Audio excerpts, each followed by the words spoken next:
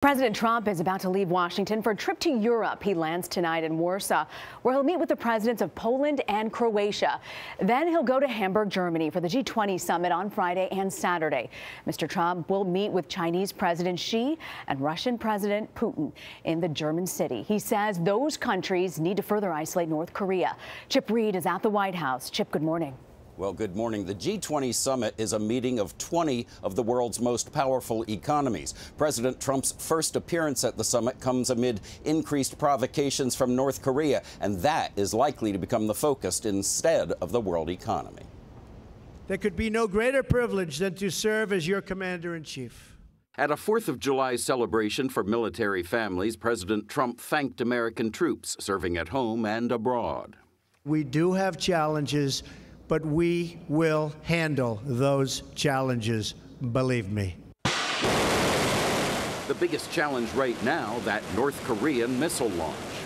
Trump administration officials held 2 conference calls to discuss the situation. The only White House response was the president's tweet. Does this guy have anything better to do with his life? The UN Security Council will convene an emergency meeting this afternoon. UN Ambassador Nikki Haley tweeted Tuesday, spending my 4th in meetings all day. Hashtag thanks North Korea. Secretary of State Rex Tillerson called for global action in response to a global threat, adding that the U.S. will never accept a nuclear-armed North Korea. The presidents of Russia and China met in Moscow Tuesday.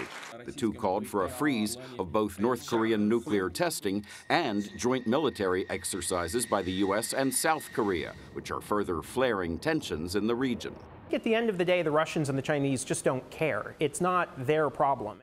Nuclear policy expert Jeffrey Lewis believes increased sanctions or threats will only push North Korea to develop more weapons. North Koreans realize that these weapons are basically the only thing they have going for them. It's kind of a fantasy to imagine that pressure alone is going to solve our problem.